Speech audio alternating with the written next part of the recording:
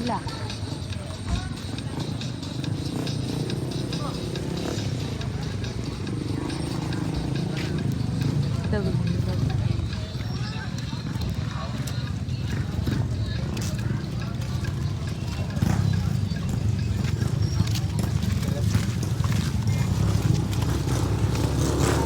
Yung mga kanya yun, sarade.